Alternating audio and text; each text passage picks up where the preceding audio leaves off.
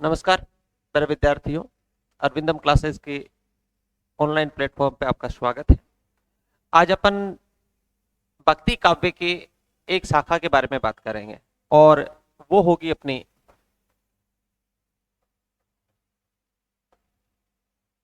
निर्गुण शाखा, निर्गुण काव्य। निर्गुण काव्य किसकी बात कर रहे हैं अपन? तो वो हो जाएगा अपना भक्ति काल के। भक्ति काल के कौन से काव्य परंपरा की बात कर रहे हैं?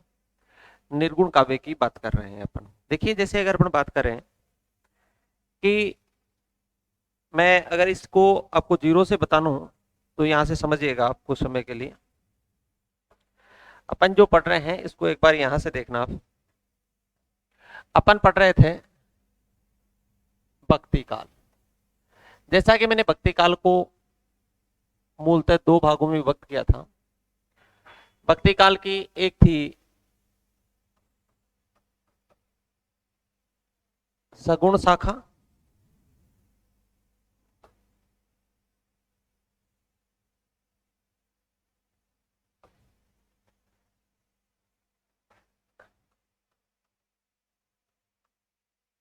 सगुण काव्य धारा, और दूसरी अपनी थी निर्गुण काव्य धारा। तो ये हुई अपनी दो काव्य धाराएं। एक कौन सी? एक सगुण काव्य धारा और दूसरी कौन सी? निर्गुण काव्य धारा।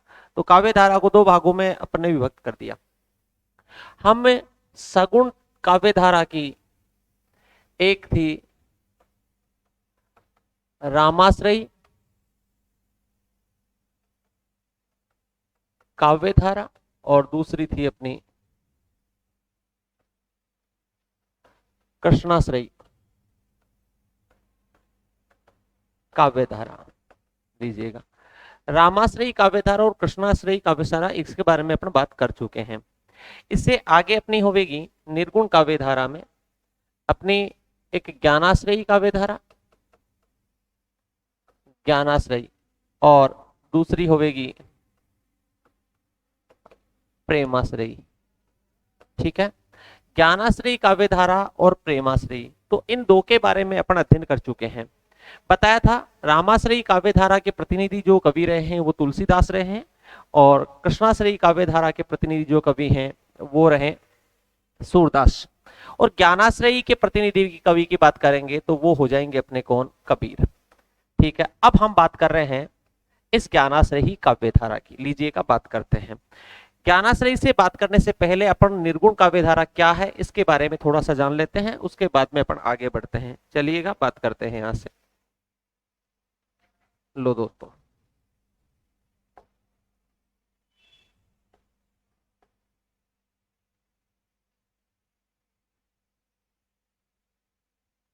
यहां से बिल्कुल यहां देखो, सबसे पहले बात करते हैं अपन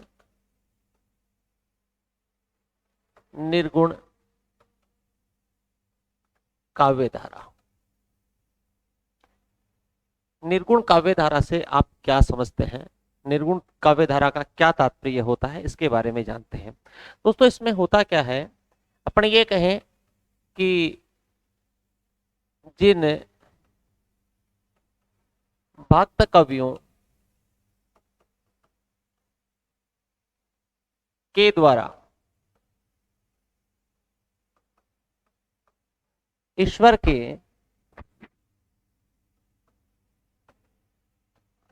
निराकार,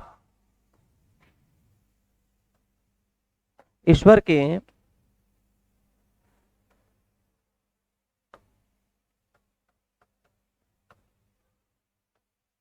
जिन भक्त कवियों के द्वारा ईश्वर के निराकार, सॉरी यहां से अपन बात करें ईश्वर के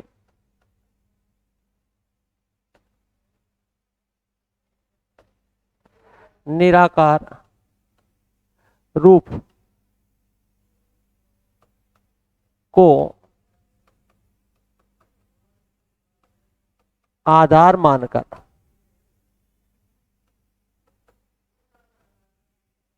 काव्य रचना की,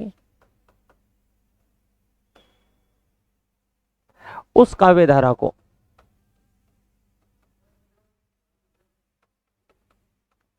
उस काव्य धारा को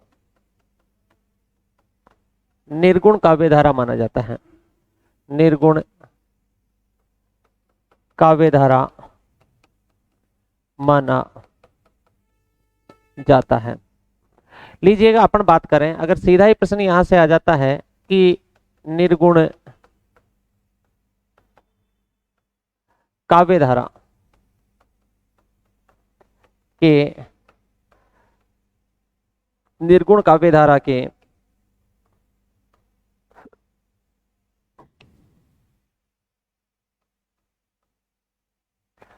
प्रवर्तक, निर्गुण काव्य धारा के प्रवर्तक कौन है, तो अपन बात करेंगे किसको, रामानंद को। दोस्तों ये वही रामानंद हैं जिनके बारे में अपन बात कर चुके हैं कि भक्ति को, उत्तर भारत में भक्ति को फैलाने का काम अगर किसी ने किया है तो वो कौन है, रामानंद ही है। यानी सर्वप्रथम उत्तर भारत में, जैसा कि बताया था कि भक्ति जो है वो दक्षिणी भारत में सर्वप्रथम उदय हुई थी, अर्थात भक्ति का उदय सबसे पहले दक्षिणी भारत में हुआ था और उत्तर भारत में फैलाने का काम सबसे पहले किसने किया था, रामानंद ने। अगर प्रश्न यह आ जाता है कि भक्ति का उदय उत्तर भारत में करने का श्रेय रामानंद को जाता है, यानी भक्ति के प्रवर्तक जो हैं यहां अगर अपन बात करते हैं तो वो कौन हो जाते हैं, रामानंद हो जाते हैं उत्तर भारत के संदर्भ में। और इधर अगर निर्गुण काव्य धारा की बात करते हैं उसके प्रवर्तक मानेंगे तो भी कौन हो जाएंगे, अपने रामानंद ही होंगे। तो ये बात हुई अपनी निर्गुण काव्य धारा के प्रवर्तक की। निर्गुण काव्य धारा में किस प्रकार से, यानी यूं कहें अपने कि निर्गुण काव्य धारा की मुख्य विशेषताएं क्या क्या रही, इसमें इस काल में क्या क्या मुख्य प्रवृत्तियां रही, तो इनकी कुछ प्रवृत्तियों के बारे में अपन बात करने वाले हैं। लीजिएगा थोड़ा सा आगे बढ़ते हैं तो अपन बात करें अगली कि इसमें मुख्य, और एक और बात है कि इसका सर्वप्रथम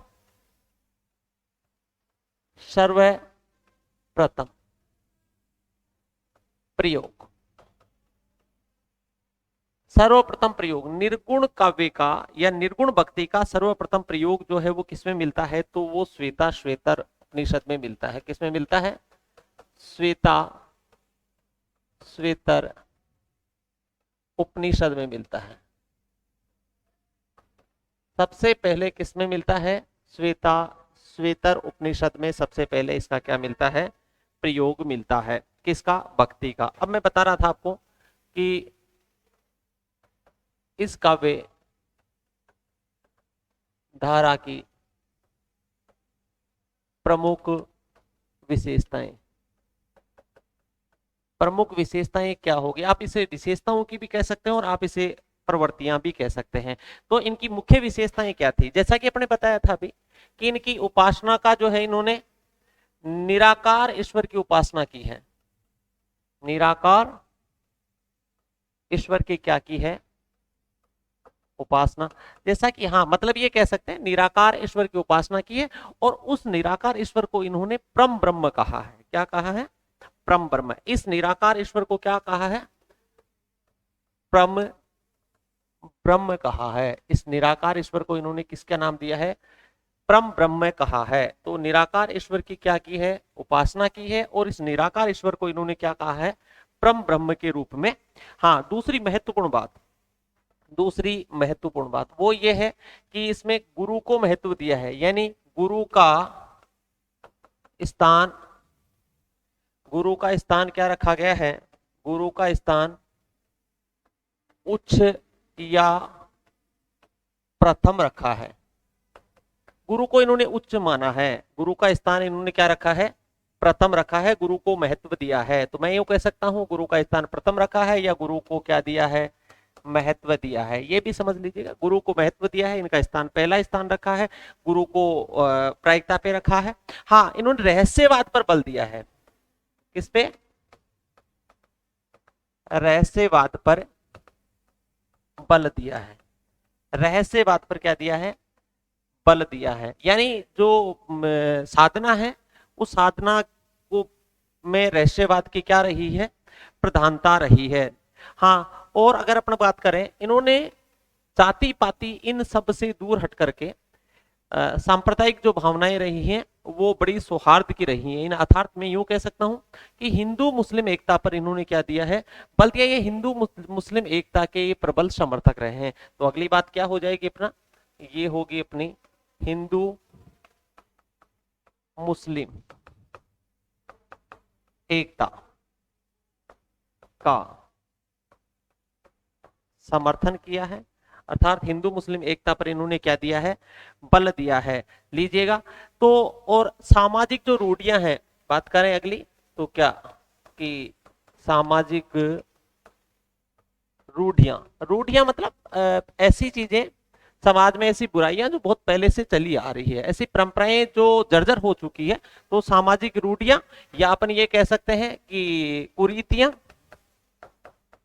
कुरीतियों का विरोध किया है इन्होंने। सामाजिक रूढ़ियां और जो कुरीतियां हैं, जो समाज में गलत चीजें हैं वो व्याप्त है, उसका इन्होंने क्या किया है, विरोध किया। बिल्कुल। और भक्ति की ये जो भावना है, निर्गुण जो भक्ति है, उसमें शांत रस की प्रधानता रहेगी हमेशा। कौन सा रस, बिल्कुल शांत रस की प्रधानता है। शांत रस की क्या रही है, प्रधानता रही है। इसमें शांत रस को इन्होंने क्या दिया है, महत्व दिया है। यथार्थ शांत रस को आधार मान करके इन्होंने उपासना की है। आचरण की पवित्रता रही है, समाज को सुधारने की बात की है इन्होंने। तो अगर अपन बात करें अगली, तो आचरण की पवित्रता इनमें रही है। समाज सुधार की भी भावना रही है। किसकी भावना रही है, तो अगर अपन बात करते हैं तो समाज सुधार की भावना रही है। समाज, वो सारी बातें एक ही है, इनमें घुमाव फिरा के कहने की जरूरत नहीं है। जैसे अपन ने कहा सामाजिक रूढ़ियां या कुरीतियां, उनको समाप्त करने की बात करेंगे तो समाज सुधार अपने आप ही हो जाएगा। आचरण की जहां पवित्रता होगी तो वहां पर भी समाज सुधार व्याप्त होगा। तो ये चीजें तो एकदम से बिल्कुल। हाँ, लोक जीवन से जुड़े हुए जो प्रतीक है उनका इन्होंने क्या किया है, प्रयोग किया है। तो आगे थोड़ा सा बढ़ते हैं अपन। तो अगली बात अगर अपन करें तो क्या होगा, लोक जीवन के प्रतीकों, लोक जीवन के प्रतीकों का प्रयोग किया है इन्होंने। हाँ जी, किसका प्रयोग किया है, लोक जीवन के प्रतीकों का। अर्थात ऐसे प्रतीक काम में लिए हैं जिससे कि इनकी काव्य को जो जन सामान्य है वो बहुत आसानी से ग्रहण कर सके। इसलिए इन्होंने जो प्रतीक लिए वो प्रतीक लिए जो लोगों के जीवन से जुड़े हुए थे, और लोगों से जीवन से जुड़े हुए थे। ऐसे प्रतीक अगर काम में लेंगे तो काव्य जो है वो लोगों के लौकिक जीवन है उसमें समाहित हो जाएगा। अर्थात इनके काव्य का प्रभाव लोगों के जीवन पे अत्यधिक पड़ेगा। तो ये हुई अपनी बात, ठीक है। चलो, हाँ, ये संत थे, क्योंकि संत होने से अपन ये कह सकते हैं कि इनका जो काव्य रहेगा वो उपदेशात्मक रहेगा। तो अगली बात अपन ये कहें तो उपदेशात्मक शैली रहेगी। तो इनकी शैली कैसी रहेगी, उपदेशात्मक रहेगी। तो ये कहने सुनने की जरूरत नहीं थी, ये बहुत छोटी छोटी बात थी। और निराकार ब्रह्म की उपासना की है इन्होंने, तो बहुदेववाद तो ये हो ही नहीं सकते। इन्होंने कहा कि उसका कोई एक आकार ही नहीं है, तो बहुदेववाद की तो कल्पना ही नहीं हो सकती। तो ये एकेश्वरवादी भी थे। तो अपन ये बात कह सकते हैं ये क्या थे, एकेश्वरवादी भी थे। लीजिएगा, तो ये कैसे थे, एकेश्वरवादी थे, अर्थात एक ही ईश्वर में क्या करते थे, विश्वास करते थे। ये तो अब यहां तक की बात हुई इनकी। ये अपनी बात क्या थी कि ये एकेश्वरवादी थे, एक ही ईश्वर में विश्वास करते थे। उपदेशात्मक इनकी शैली थी। लोक जीवन से जुड़े हुए प्रतीकों का इन्होंने क्या किया था, प्रयोग किया था। आगे बात करें, आचरण की पवित्रता थी, कुरीतियों का इन्होंने विरोध किया। सामाजिक रूढ़ियां, शांत रस की प्रधानता, रहस्यवाद पर बल दिया, गुरु का स्थान इनका ऊंचा था, निराकार ईश्वर की उपासना की, और हिंदू मुस्लिम एकता पर इन्होंने क्या दिया, मुख्यतः बल दिया। तो ये इस काल की प्रमुख प्रमुख क्या रहेगी, विशेषताएं। और सबसे पहले इसका प्रयोग जो है वो श्वेता श्वेतर उपनिषद में मिलता है। तो ये बात यहां तक की अपनी हो गई। कहां मिलता है, श्वेता श्वेतर उपनिषद में सबसे पहले प्रयोग मिलता है। तो लीजिएगा, तो ये तो बात, ये सारी विशेषताएं अपने वो विशेषताएं देखिए जो विशेषताएं किसकी है अपनी, ये विशेषताएं पूरी की पूरी विशेषताएं किसकी है। हाँ, ये आगे जब अपन पढ़ेंगे कि इसमें ज्ञानाश्रयी शाखा और प्रेमाश्रयी शाखा, निर्गुण काव्य धारा जो है उसकी दो शाखाएं हुई है, एक ज्ञानाश्रयी और एक क्या रही है, प्रेमाश्रयी। तो आगे बढ़ते हैं अपन थोड़ा सा, लीजिएगा देखो, अब बात करते हैं अपन निर्गुण काव्य। निर्गुण काव्य धारा की कितनी शाखा रही है साहब, दो रही है। एक कौन सी, एक को अपने क्या कह दिया, ज्ञानाश्रयी, ज्ञानाश्रयी काव्य धारा, ज्ञानाश्रयी काव्य धारा। और दूसरी अपनी क्या हो जाएगी, प्रेमाश्रयी काव्य धारा, प्रेमाश्रयी काव्य धारा। ठीक है, अब यहां थोड़ा सा अपने को ध्यान में रखना है, ज्ञानाश्रयी काव्य धारा और प्रेमाश्रयी काव्य धारा जो है वो किसने कहा था, तो अपन कहेंगे ये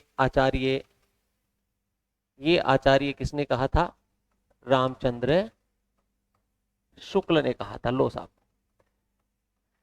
निर्गुण काव्य धारा को दो भागों में बांट दिया, ज्ञानाश्रयी काव्य धारा और एक क्या बना दिया अपन ने, प्रेमाश्रयी काव्य धारा। ये किसने कहा, आचार्य रामचंद्र शुक्ल ने। इस ज्ञानाश्रयी काव्य धारा को संत काव्य परंपरा या संत काव्य धारा, इसी को क्या कह दिया था, संत काव्य धारा, संत काव्य धारा, संत काव्य धारा। और दूसरी अपन कह सकते हैं सूफी काव्य धारा। कौन सी, सूफी काव्य धारा।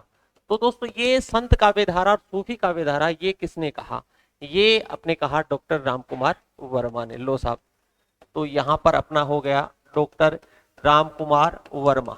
डॉक्टर रामकुमार वर्मा ने इसे क्या कह दिया, संत काव्य। देखो ये एक ही है, अलग अलग नहीं है, ज्ञानाश्रयी और संत काव्य धारा अलग अलग नहीं है, ये दोनों क्या है, एक ही है। अंतर क्या है दोनों में अगर अपन बात करते हैं तो केवल नाम का अंतर है। जहां पर ज्ञानाश्रयी कहा वहीं इन्होंने क्या कह दिया, इसको संत कह दिया, और यहाँ प्रेमाश्रयी कहा तो इन्होंने क्या कह दिया, सूफी कह दिया। तो प्रेमाश्रयी को इन्होंने क्या कहा, सूफी कहा, और ज्ञानाश्रयी को इन्होंने क्या कहा, संत कहा। तो ये प्रश्न आ सकता है, आने वाला प्रश्न बनता है, निर्गुण काव्य धारा को ज्ञानाश्रयी किसने कहा, तो आचार्य रामचंद्र शुक्ल ने, और इसको संत काव्य किसने कहा, तो डॉक्टर रामकुमार वर्मा ने कहा। वेरी सिंपल, कोई विशेष बात यहाँ नहीं थी, ये तो केवल नाम का ही था वो। तो बात करें अपन ज्ञानाश्रयी और संत काव्य धारा की, तो जैसा की बात है ज्ञानाश्रयी शाखा के प्रवर्तक किसको माना जाता है, तो अपन कहें ज्ञानाश्रयी। आप कुछ भी लिखा हुआ आएगा, दोनों ही सर्वमान्य मत है, ज्ञानाश्रयी भी कहते हैं तो संत काव्य धारा भी कहते हैं। ज्ञानाश्रयी काव्य धारा के प्रवर्तक, बिल्कुल ज्ञानाश्रयी काव्य धारा के क्या हैं, प्रवर्तक अगर बात करते हैं तो वो होगा नामदेव। कौन होगा, नामदेव। ज्ञानाश्रयी शाखा के प्रवर्तक कौन होंगे, नामदेव। नामदेव जो थे वो वरवरिक संप्रदाय से थे, किसके थे, वारवरी संप्रदाय से। किसे थे, ये थे साहब वारवरी संप्रदाय से। ये वारवरी संप्रदाय कहां से संबंध रखता था, तो ये वारवरी संप्रदाय कहां से था, महाराष्ट्र से संपर्क था। अर्थात महाराष्ट्र में भक्ति काल को फैलाने का श्रेय जो है वो किसको जाता है, वारवरी संप्रदाय को जाता है। महाराष्ट्र में फैलाने का श्रेय किसको जाएगा, वारवरी संप्रदाय को जाता है। ठीक है, तो ये वाली बात अगर अपन करते हैं, वारवरी संप्रदाय आ जाएगा।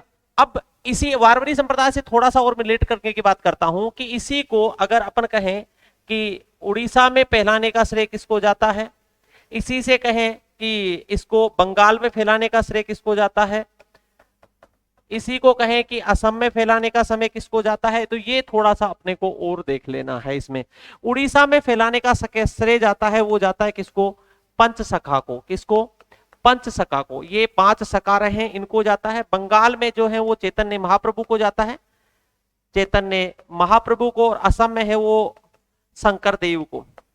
असम में किसको, शंकर देव को। ये एक एडिशनल बात थी, अपने नामदेव से जुड़ी हुई अपने बात की है कि नामदेव जो थे, और नामदेव जो थे ये जो 4 शिष्य रहे, ये किसके, वरवरी संप्रदाय जो थे इसके। और इसमें जो इसका प्रवर्तक जो माना गया है वो ज्ञानदेव को माना गया है। किसको, ज्ञानदेव को। ये अलग बात थी अपनी, खैर अपन वापस आते हैं।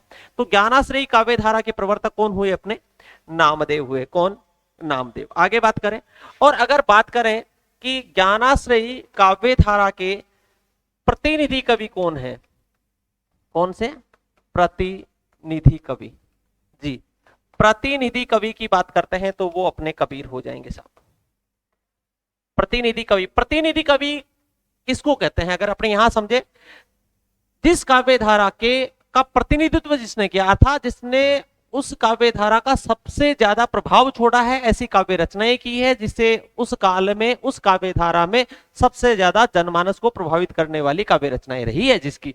तो अगर अपन जैसे रामाश्रय की बात करते हैं तो वहां पर तुलसीदास से बड़ा कोई कवि नहीं हुआ, और अगर अपन कहें कृष्णाश्रयी की यानी कृष्ण भक्त कवियों की बात करते हैं तो उनमें सूरदास से बड़ा नहीं रहा, और इधर कौन हो जाएंगे, अपने कबीर हो जाएंगे। और अगर अपना सूफी काव्य की बात करेंगे तो वहां पर मलिक मोहम्मद जायसी होंगे, लाजमी सी बात है। तो ये इस प्रकार की रही अपनी बात, प्रतिनिधि कवियों की अपन ने बात की है। तो ये इस प्रकार से ये जो चीजें चल रही थी अपनी, ये किस पे बात कर रहे थे अपन, ज्ञानाश्रय की बात कर रहे थे, प्रेमाश्रय की बात कर रहे थे। अब थोड़ी सी आगे बात करते हैं अपन इसी को।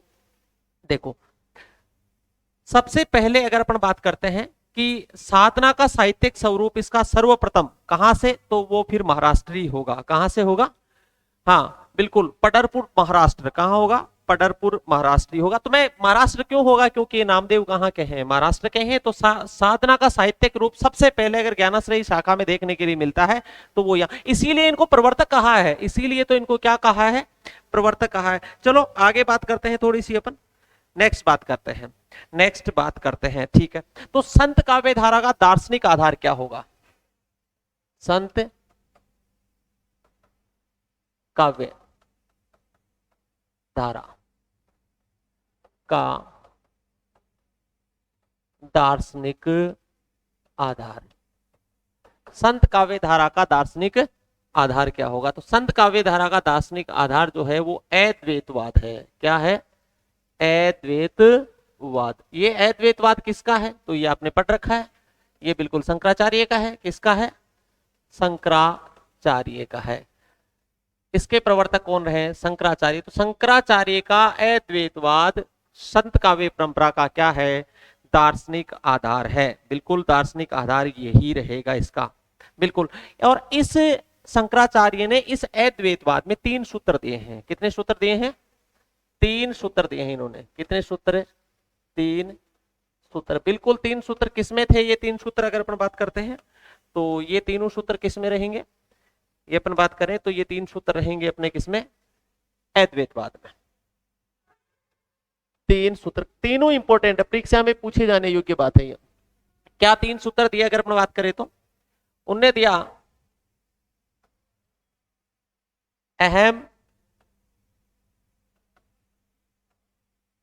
ब्रह्मास्मि, अहम ब्रह्मास्मि अर्थात मैं ही ब्रह्मा हूं, अहम ब्रह्मास्मि मैं ही ब्रह्मा हूं, ठीक है। हाँ, ब्रह्म सत्य जग मिथ्या, यानी क्या, दूसरी बात इन्होंने कही, ब्रह्म सत्य, ब्रह्म ही सत्य है, जग्न मिथ्या। जग्न संधि है यहां पर, जगत है और जोड़ मिथ्या, यानी मैं ही सत्य हूं और जगत क्या है, मिथ्या है।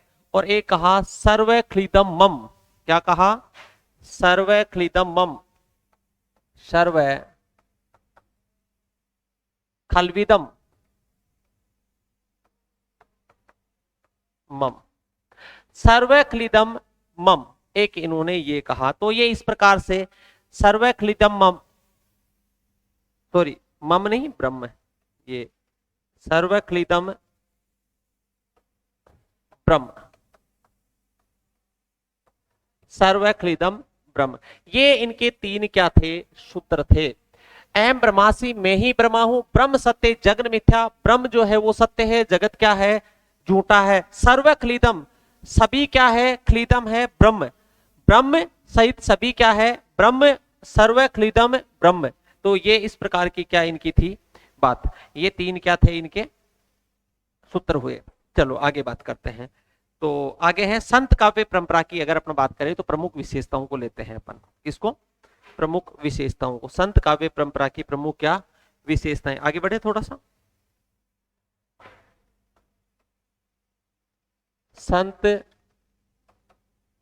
काव्य परंपरा की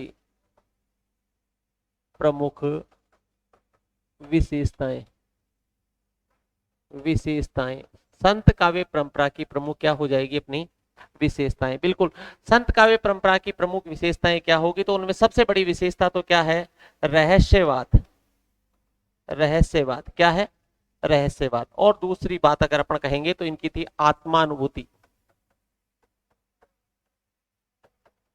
एक इनकी क्या हो जाएगी, आत्मानुभूति हो जाएगी। एक तो अपना रहस्यवाद, इन्होंने रहस्यवाद पर क्या दिया है, बल दिया है। एक आत्मानुभूति की बात करें तो आत्मानुभूति जो उन्होंने खुद ने महसूस किया, मतलब यूं कहें कि संत काव्य परंपरा जो है उसमें पढ़ने पर, ज्ञान पर यह महत्व बल तो दिया है, पर इन्होंने सबसे ज्यादा जो प्रभाव छोड़ा है, सबसे ज्यादा महत्व दिया है, वो किस पर दिया है, इन्होंने सबसे ज्यादा महत्व दिया है आत्मानुभूति, मतलब अनुभव। आप अनुभव के अनुसार जो समझा है, जो किया है, उसको ही महत्व दिया है इन्होंने। प्रेम समानता पर भी बल दी है इन्होंने, बिल्कुल, प्रेम व समानता पर बल, बिल्कुल, किस पर, बिल्कुल, प्रेम व समानता पर क्या दिया है, बल दिया है। प्रेम व समानता पर बल दिया है। और अगर अपने अगली बात करें तो वो सामाजिक, सामाजिक जातिवाद, जातिवाद का विरोध किया है। सामाजिक जातिवाद का क्या रहा है, इनमें विरोध रखा है, इन्होंने विरोध किया है, बिल्कुल। एकेश्वरवाद में बता चुका हूं आपको, विश्वास किया है, तो अपनी बात हुई वही एकेश्वरवाद। एकेश्वरवाद में क्या है, इनका विश्वास है। और इस ईश्वर को इन्होंने क्या कहा है, परम ब्रह्म कहा है। क्या कहा है, और परम ब्रह्म की ही क्या की है, उपासना की है। योग और शक्ति का, गुरु का महत्व है, बिल्कुल गुरु का महत्व है, ये लो, तो गुरु का क्या है, महत्व है। गुरु का क्या है, महत्व। गुरु को इन्होंने क्या दिया है, महत्व दिया है, बिल्कुल। 4, ये 5, ये 6, हाँ बिल्कुल, गुरु को महत्व दिया है। हाँ, अगर अपन बात करें, और इन्होंने भक्ति पर बल दिया है। भक्ति में क्या था, योग, तो अपन ये कह सकते हैं योग व भक्ति में क्या था, समन्वय। तो अगली बात क्या हो जाएगी, योग व भक्ति, योग व भक्ति में समन्वय। इनकी योग व भक्ति में क्या देखा गया है, समय। मैंने कहा था कि साधना प्रधान इनकी क्या रही है, भक्ति रही है, बिल्कुल, गुरु को महत्व दिया है। और शास्त्र ज्ञान की अनावश्यकता को इन्होंने बल दिया है। अनुभूति की क्या कहते हैं अपन, अनुभूति, जैसा मैंने अभी कहा था, ये आत्मानुभूति जो है ये एक ही चीज है। आत्मानुभूति को इन्होंने महत्व दिया है। शास्त्र ज्ञान को अनावश्यक माना है। क्या माना है, तो यही कह देता हूं मैं कि इन्होंने शास्त्र ज्ञान को क्या माना है, शास्त्र ज्ञान को अनावश्यक माना है। लीजिएगा, शास्त्र ज्ञान को महत्व इन्होंने नहीं दिया है। इनकी काव्य किस प्रकार का रहा है, तो इनका हो जाएगा अपना मुक्तक काव्य की इन्होंने रचना की है। मुक्तक काव्य लिखा है इन्होंने, बिल्कुल। इनकी भाषा क्या रही है, तो मैं इनकी भाषा को कहूंगा कि इनकी भाषा सदुकड़ी रही है। भाषा कैसी रही है, सदुकड़ी भाषा रही है। इन्होंने उलटबासियों का भी प्रयोग किया है, प्रतीकों का भी प्रयोग किया है, उलटबासियों का भी प्रयोग किया है। तो क्या किया है, उलटबासियों का प्रयोग किया है। और प्रतीक को, प्रतीकात्मक, मैंने कहा था कि लोक जो प्रतीक है, मतलब जन सामान्य की जो चीजें हैं उन्हीं को इन्होंने प्रतीक माना है। तो प्रतीकों का भी इन्होंने भरपूर क्या किया है, प्रयोग किया है। तो मुख्यतः अगर अपनी की विशेषताओं में संत काव्य की प्रमुख विशेषताओं की बात करते हैं तो इन्होंने रहस्यवाद पर बल दिया है, आत्मानुभूति पर बल दिया है, प्रेम व समानता पर बल दिया है, या प्रेम व समानता का समन्वय कह सकते हैं। प्रेम व समानता का क्या है, समन्वय है। सामाजिक जातिवाद का विरोध हुआ है। एकेश्वरवाद में इनका विश्वास था, गुरु को महत्व दिया है। योग व भक्ति में भी समन्वय था, जैसे प्रेम और समानता में समन्वय था। आत्मानुभूति जो है उस पर बल दिया है। शास्त्र ज्ञान को अनावश्यक समझा है। मुक्तक काव्य लिखा है। सदुकड़ी इनकी क्या रही है, मुख्य भाषा रही है। उलटबासियों का प्रयोग किया है। प्रतीकों का भी इन्होंने भरपूर क्या किया है, प्रयोग किया है। तो ये हुई बात अपनी, किसे, संत काव्य की प्रमुख विशेषताओं को लेकर अपन बात कर रहे थे। लीजिएगा, अब आगे बात करते हैं अपन, और वो अपनी बात किस पे रहेगी, इससे आगे चलो आगे बढ़ते हैं। तो आगे बात करें दोस्तों कबीर की, ये प्रमुख कवि की बात करते हैं। इस काल के प्रमुख क्या रहे? प्रमुख कवि, संत काव्य परंपरा के प्रमुख कवि। तो प्रमुख कवियों में अपन लेंगे कबीर हो जाएंगे, इसमें इसमें रैदास भी प्रमुख कवियों में आते हैं, इसमें इसमें बिल्कुल नामदेव भी आएंगे, नामदेव भी है, दादू दयाल है, दादू दयाल है, सुंदरदास है। निर्गुण काव्य धारा की संत परंपरा के कवियों की बात करते हैं तो कबीर को पढ़ेंगे, रैदास है, नामदेव है, दादू दयाल है, सुंदरदास है और नानक है, अनंत दास है, और अगर आप समझे तो कबीर के शिष्य को भी मान लीजिएगा। कबीर का शिष्य कौन? धर्मदास। तो ज्यादा कुछ है नहीं इनमें। और एक हरिदास भी है, बिल्कुल, कौन? हरिदास भी है। तो ये प्रमुख कवि रहेंगे किस काल के? अगर अपन बात करते हैं तो संत काव्य परंपरा के प्रमुख कवि कबीरदास है, रैदास है, नामदेव है, दादू दयाल है, सुंदर, नानक, अनंतदास, धर्मदास, हरिदास, ये सारे के सारे कवि किसमें आएंगे? संत काव्य परंपरा के प्रमुख कवि। अब इन पे प्रमुख में सबसे पहला मैंने बताया कि रैदास की भी कोई बहुत ज्यादा, इन जितने भी कवि अन्य रह जाएंगे उन सब की कोई विशेष जो है ज्यादा रचनाएं नहीं रहेगी। इन्होंने ज्यादा कोई साहित्यिक प्रभाव नहीं छोड़ा, ज्यादा कोई बहुत बड़े ग्रंथ नहीं लिखे, इन्होंने बहुत ज्यादा रचनाएं नहीं लिखी। काव्य की दृष्टि से सबसे ज्यादा अगर कोई महत्व है तो फिर यहाँ कबीर का ही रहेगा। तो अपन कबीर को यहाँ पढ़ने वाले हैं। तो लीजिएगा कबीर के बारे में बात करते हैं अपन। बात किसकी करें अपन? कबीर। लीजिएगा ये हुए अपने कबीर। तो कबीर का जन्म बात करें सबसे पहले तो जन्म, कबीर का जन्म हुआ माना जाता है 1398 ईस्वी। जी कब होता माना जाता है? 1398 ईस्वी। कहाँ हुआ था? तो बात करें अपन काशी में हुआ था।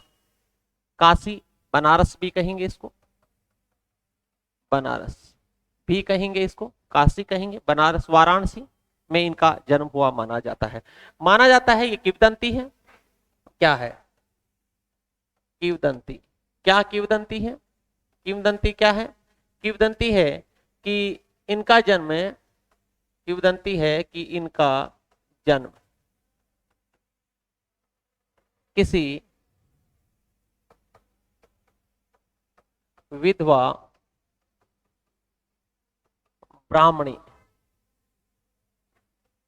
की कोख से हुआ था। किंवदंती क्या है कि इनका जन्म किससे हुआ था? किसी विधवा ब्राह्मणी की कोख से हुआ था। लोक लज्जा के कारणवश, लोक लज्जा के कारणवश, लोक लज्जा के कारणवश इन्होंने इन्हें इन्हें किन्हें कबीर को इन्हें लहर तारा, कहां? लहर तारा तालाब में छोड़ दिया था। कहां छोड़ा था इन्होंने?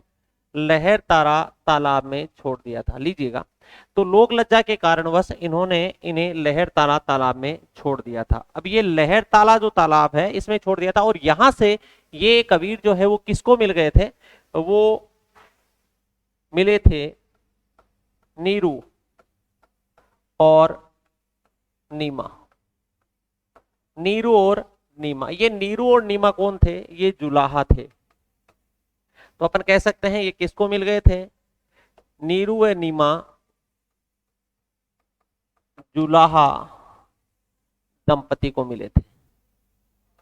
तो ये नीरू और नीमा जुलाहा जो है ये इनके माता पिता की तरह ही माने गए हैं। तो नीरू और नीमा को माता पिता माना है। ये जुलाहा दंपति थे, इन्होंने क्या किया था? इनका पालन पोषण किया था। फिर इनकी शादी हो जाती है तो इनकी पत्नी हो जाती है। पत्नी को क्या कहा है? लोई। लोई इनकी क्या थी? पत्नी थी। ये इनकी क्या होती है? लोई पत्नी होती है। ठीक है। नीरू नीमा जो है ये दोनों क्या है? ध्यान दीजिएगा, इनके फिर दो पुत्र होते हैं। तो इनका पुत्र तो होता है वो क्या होता है? कमाल। और इनकी एक पुत्री होती है इसको कहते हैं, इनका नाम था कमाली। कमाली जो थी ये बिल्कुल कवियत्री थी। ये क्या थी? कवियत्री थी। मैं कह सकता हूं कि ये आस्तिक थी। हाँ, ये ध्यान रखना, ये आस्तिक थी और ये सगुण भक्ति की कवियत्री थी। इसने इस साकार रूप की क्या की है? ईश्वर की आराधना की है। ये कमाल जो था ये नास्तिक था। ये क्या माना गया है? नास्तिक था। ये ईश्वर में विश्वास नहीं करता था। इनके गुरु जो थे, अगर बात करें इनके इनके गुरु जो थे वो कौन थे? रामानंद ही थे। इनके गुरु क्या थे? रामानंद ही थे। अगर अपन इनके शिष्य की बात करते हैं जिनका उल्लेख मिलना है, इनके शिष्य, प्रिय शिष्य जो है वो एक तो धर्मदास मिलेंगे आपको। कौन? धर्मदास। धर्मदास वो है जिन्होंने बीजक में इनके पदों का संकलन किया है। और एक इनके शिष्य हैं अनंतदास। ये भी इनके शिष्य हैं। कौन? अनंतदास। तो लीजिएगा, धर्मदास और एक शिष्य किस, क्या बताया आपको? अनंतदास। अनंतदास ने कबीर परिचय लिखी है। कौन? अनंतदास। ये अनंतदास होंगे। अनंतदास ने क्या लिखा है? कबीर परिचय ही लिखी है। अनंतदास ने क्या लिखा है? कबीर परिचय। और धर्मदास ने, आगे बात करेंगे इनके बारे में, धर्मदास ने बीजक की रचना की है। आज दोनों में पद किसके हैं? कबीर के ही पद हैं। तो लीजिएगा, थोड़ा सा आगे बढ़ते हैं। इसके बाद में बात करें वही कबीर का जो दार्शनिक मत है,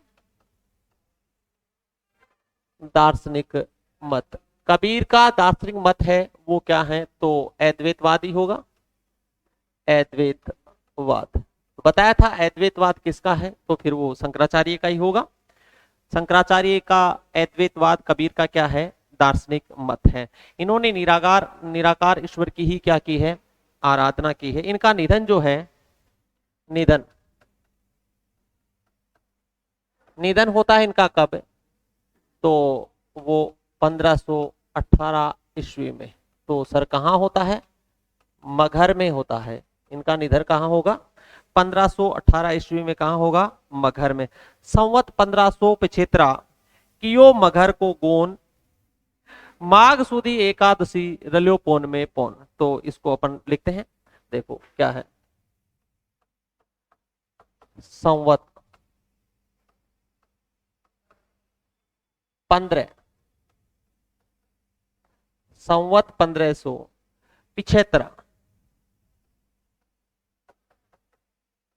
संवत 1575 कियो मगर को गोन, कियो मगर को गोन, ये इसका प्रमाण है। संवत 1575 कियो मगर को गोन, माघ सुदी एकादशी रल्यो पौन में पौन। तो क्या होगा? माघ सुदी एकादशी, माघ सुदी एकादशी रल्यो पौन में पौन। तो ये जो बात है, संवत 1575 कियो मगर को गोन, माघ सुदी एकादशी रल्यो पौन में पौन, ये जो है ये नाभादास की टीका यानी भक्तमाल की टीका में ये उद्धृत है। किसमें? नाभादास रचित क्या है? भक्तमाल की टीका। भक्तमाल की टीका किसकी है? तो बात करेंगे अपन किसकी? प्रियादास रचित। प्रियादास की रचना है कौन सी? भक्तमाल की टीका। उसमें इसका उल्लेख मिलता है। क्या था? संवत 1575। संवत 1575 बताया है। 1518 ईस्वी जो है, 1518 ईस्वी है, इसका अगर आप विक्रम संवत बनाएंगे यानी 57 वर्ष अगर इसमें जोड़ेंगे तो क्या हो जाएगा? 1575 हो जाएगा। तो होगा संवत 1575 किया मगर को गोन, माघ सुदी एकादशी रल्यो पौन में पौन। ये वाली जो बात है ये किसमें उल्लेखित थी? ये भक्तमाल की टीका जो है वो किसकी रचना है? प्रियादास। प्रियादास की रचना भक्तमाल की टीका, उसमें ये, तो ये इसका प्रमाण स्वरूप हो गया कि इनका जन्म जो है, इसमें दोनों के प्रमाण मिलते हैं। अगर अपन ये कहें कि इनका जन्म का समय व स्थान दोनों के प्रमाण मिलते हैं। जन्म का समय तो क्या हो गया? ये संवत 1575 हो गया। और स्थान कौन सा हो गया? मगर हो गया। और अगर अपन इसको और डिटेल में जाए तो माघ सुदी ये क्या हो जाएगी? एकादशी की बात होगी। माघ सुदी क्या होगी? एकादशी की बात होगी। तो मैंने आपको शिष्य की भी बात की, इनके शिष्य कौन कौन हुए हैं ये बात भी अपनी हुई। चलो आगे बात करते हैं अपन, लीजिएगा। तो अब तक अपनी बात हुई, एक बार अपन वापस से बात करते हैं थोड़ी सी। कबीर के बारे में हमने क्या जाना है। देखो कबीर जो है इनका जन्म 1398 ईस्वी काशी बनारस में हुआ। किंवदंती है कि इनका जन्म जो है वो किसी विधवा ब्राह्मणी की कोख से हुआ माना जाता है, और लोक लज्जा के कारण जो है इन्हें लहर ताला तालाब में छोड़ दिया है, और वहां इनको मिल जाते हैं कौन, नीरू और नीमा जो है, ये एक जुलाहा दंपति है। ये अपने घर ले आते हैं और इनका क्या करते हैं, पालन पोषण करते हैं। तदुपरांत इनकी शादी हो जाती है लोई नामक स्त्री से, और इनके दो पुत्र होते हैं, एक पुत्री एक पुत्र कमाल, और कमाली इनका नाम होता है। ये कवयित्री थी और इनके गुरु रामानंद रहे। इनके दो मुख्य शिष्य रहे, ये धर्मदास और क्या अनंत दास, ये इनके क्या रहे हैं, प्रिय शिष्य रहे हैं। लीजिएगा आगे बात करते हैं, थोड़ा सा आगे बढ़ते हैं। ये सिकंदर लोदी के समकालीन थे। ये क्या थे, सिकंदर लोदी के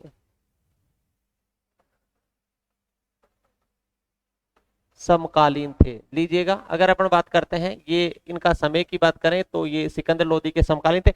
सिकंदर लोदी के भी समय की बात करते हैं तो अपन 1488 से 1517, 1488 से 1517 इनका समय रहेगा। 1517, 1488 से 1577 ईस्वी किसका समय है, सिकंदर लोदी का समय। माना जाता है कि इन्होंने सिकंदर लोदी के खिलाफ खूब बोला था, और इसलिए सिकंदर लोदी ने इनको खूब सारी यातनाएं भी दी थी। अर्थात सिकंदर लोदी ने इनको क्या दी है, यातनाएं भी दी थी, ये बात भी ध्यान रखना।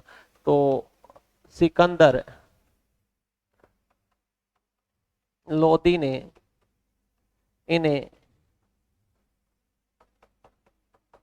यातनाएं भी दी थी, यानी इनको सताया था। तो लाजमी सी बात है, तात्कालिक कवि थे और समाज में जो है ये कुरीतियां हैं, प्रशासन की गलत नीतियां हैं, उनके विरुद्ध बोलते थे। बोलेंगे तो ये इनको यातना तो देंगे, तो बिल्कुल इन्होंने इनको खूब सारी क्या दी थी, यातनाएं भी दी थी। ठीक है, आगे बात करते हैं अपन की इन्होंने, कबीरदास ने किस धर्म से क्या ग्रहण किया, यानी किस संप्रदाय से क्या ग्रहण किया। अगर अपन ये बात करें कि इन्होंने कौन से संप्रदाय से क्या ग्रहण किया, तो इन्होंने देखो अद्वैतवाद किससे लिया, मतलब एकेश्वरवाद कह सकते हैं। अद्वैतवाद की बात करें तो अपन यहां एकेश्वरवाद कहेंगे क्या, यानी एकेश्वरवाद। एकेश्वरवाद इन्होंने कहां से लिया, तो अपन कहेंगे कि शंकराचार्य से।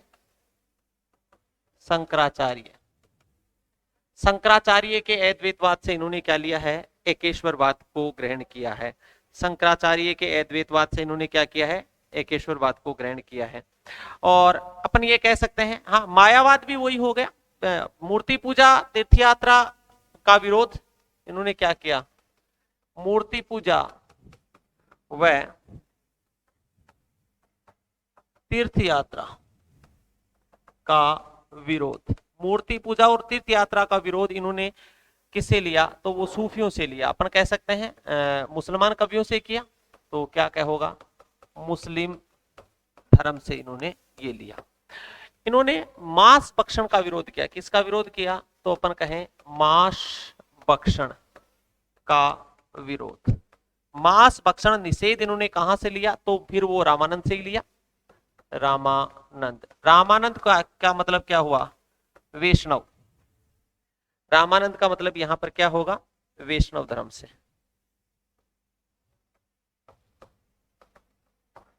वैष्णव धर्म से इन्होंने क्या लिया है, मांस भक्षण जो है वो निषेध। मांस भक्षण क्या है, मैं कहूं मांस भक्षण निषेध। थोड़ा ठीक से लिखते हैं इसको, क्या मांस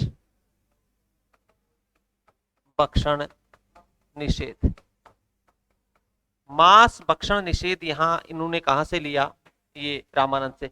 गुरु जो है, गुरु को महत्व भी इन्होंने सूफियों से यानी मुसलमानों से ही लिया है। गुरु को मुस्लिम धर्म से ही इन्होंने अपनाया है। किसको? हाँ, गुरु के महत्व को। एक बात और देखिए, गुरु, ये जो कबीर आपके थे, कबीर अनपढ़ थे। कबीर क्या थे?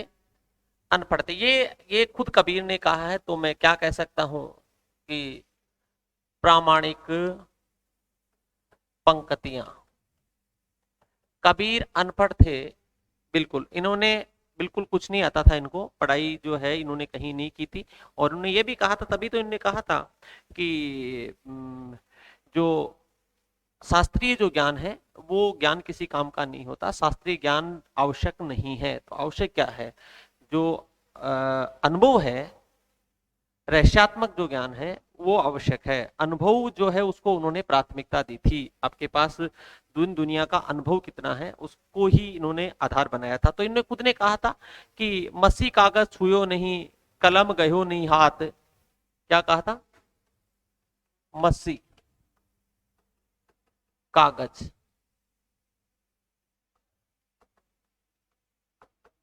छुयो नहीं, कलम गयो नहीं हाथ। कलम गयो नहीं हाथ, मसी कागज छुयो नहीं, कलम गयो नहीं हाथ। चारों युग को महात्म,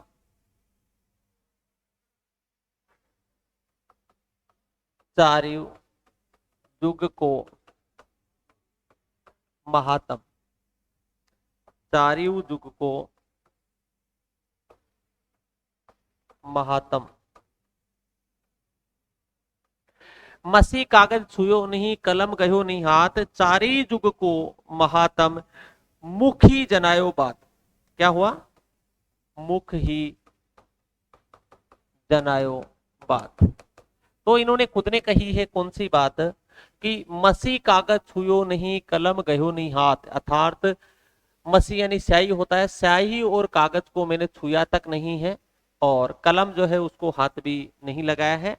और चारे ही युग महात्म, मुखी जनायो बात, यानी मैंने मुख से कह कह के ही जो है वो ये बात बताई है, जितनी भी बातें मैंने बताई है। तो ये क्या थे?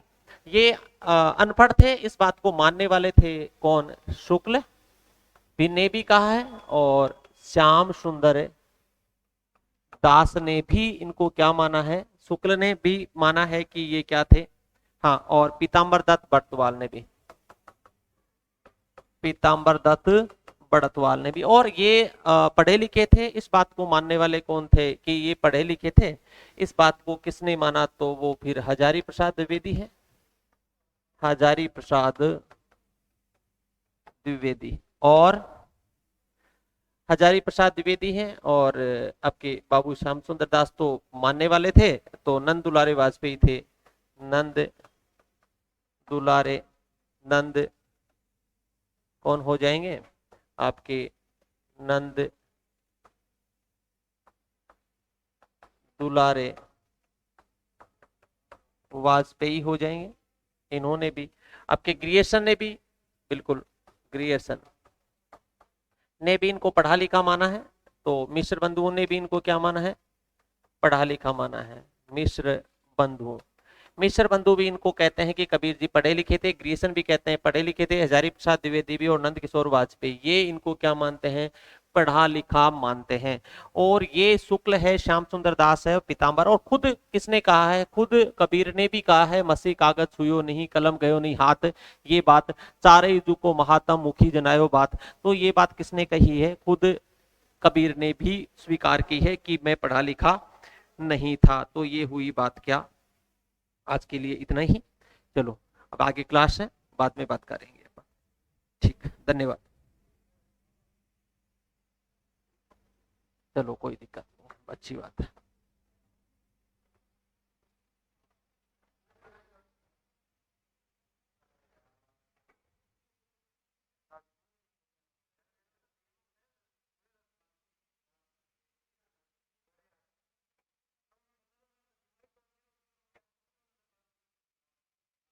चलो।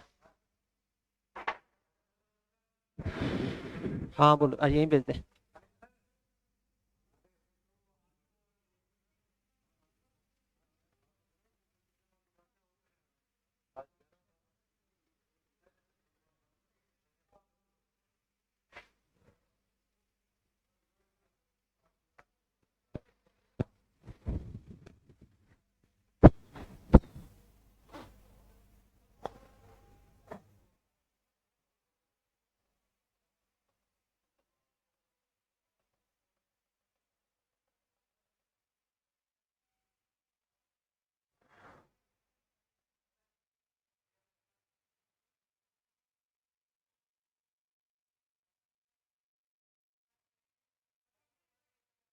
क्लास ले रहा हूँ, क्लास लूंगा।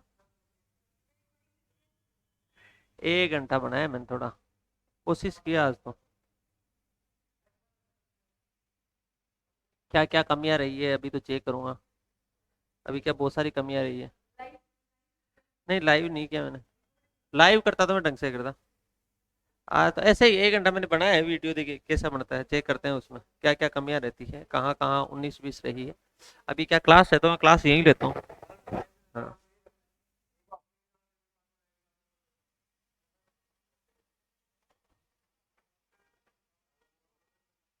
बुला लिया क्या?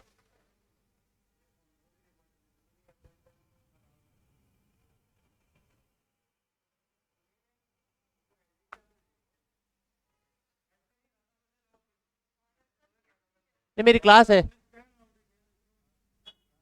मेरी क्लास है, मैं क्लास ले लूंगा।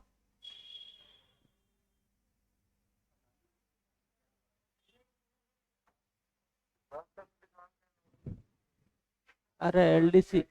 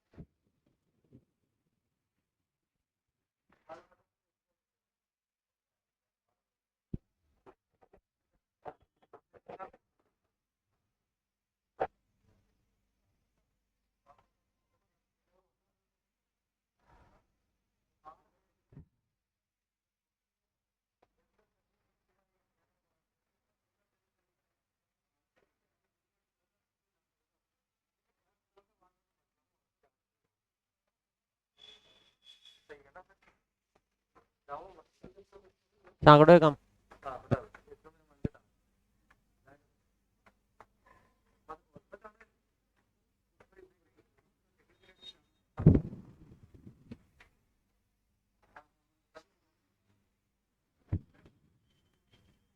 चाय पासी गिरा, चाय पासी।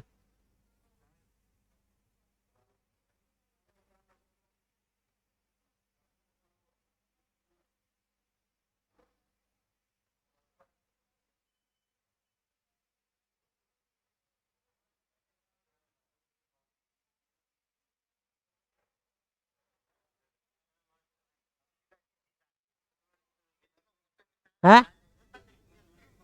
है। है।